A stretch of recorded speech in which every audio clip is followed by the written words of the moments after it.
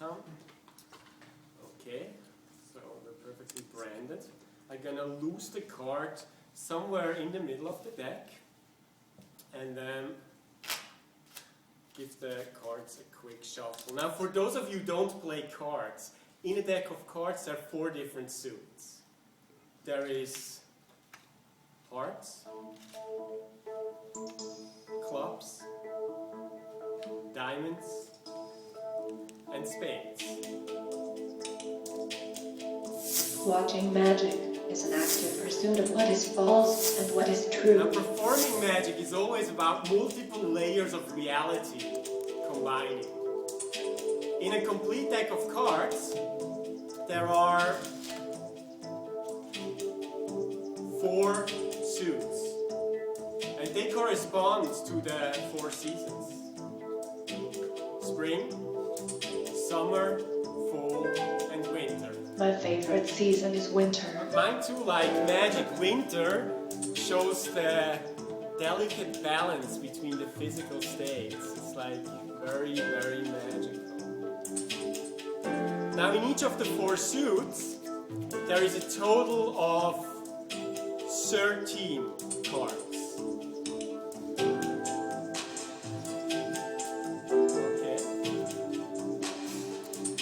Each card representing a phase in the 13 lunar cycles.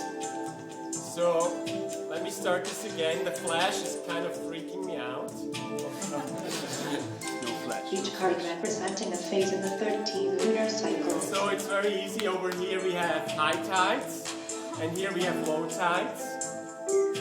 And then in the middle is the moon. Now there are 2 colors. The 2 colors are, let me see, we have the color red and the color black, representing the constant change from day to night. Marco, I did not know you could do that. Now in total, there are 52 cards in a deck of cards, and they somewhat represent the 52 weeks of the year. Now let's see. 3, 6, 5. If the values of all the cards are added, the result is 365. It's the exact number of days we have between our birthdays. And today is our 4th event, so it's somewhat a birthday for ARNY, right? Actually, it was on my 6th birthday that I have received my first deck of cards. And ever since that day, I have traveled around the world, entertaining boys and girls, men and women, husbands and wives, kings and queens.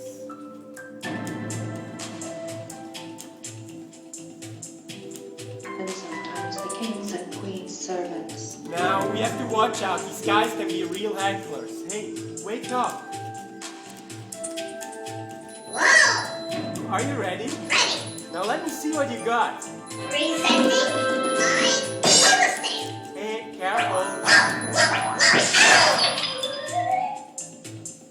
But today I'm performing for a different kind of audience. Today, I am performing for you. Now let's put this card over here. Now sometimes people ask me, to do this kind of work, can you just work from 9 to 5? Of course not. Making augmented reality is a job 24/7. I don't mean 24 hours, 7 days a week, and 24/7 is probably a little bit of an exaggeration, but it does take practice. Some people will tell you, hey, magic, that's like the work of some evil, supernatural forces.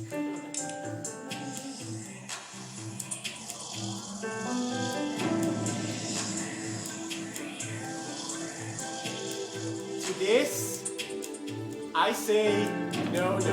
Of okay, in German it's 9-9. It's really nothing that intense.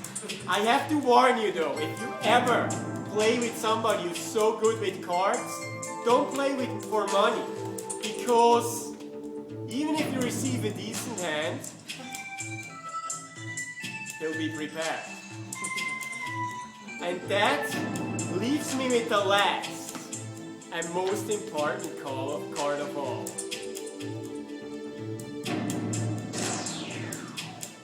This is without a question the real thing. Sign card detected.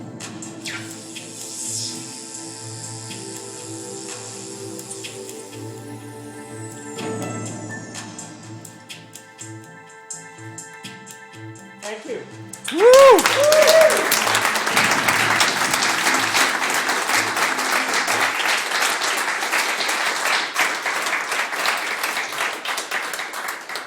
Any questions?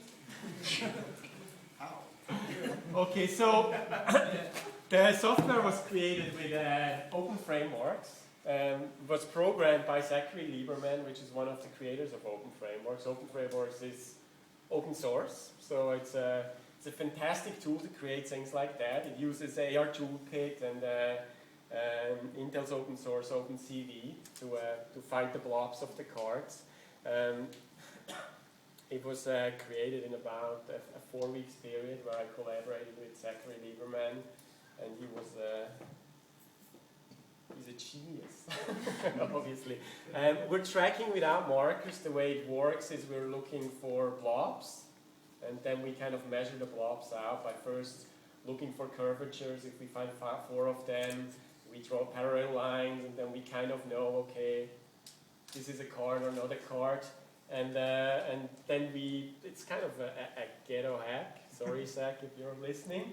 Then we draw an AR Toolkit marker into that rectangle we created, and we use and we kind of give the numbers to AR Toolkit. There are a few scenes in it which are I'm super proud of having in my performance. One is where the cards are levitating, where we're actually doing some occlusion. We're getting color samples on the 4 corners of the background and do then this gradient underneath the card. So we take a snapshot of the card, animate that on an OpenGL texture, and actually have this fake background behind it. There's also a scene where the card disappears, where I drop the card into the table.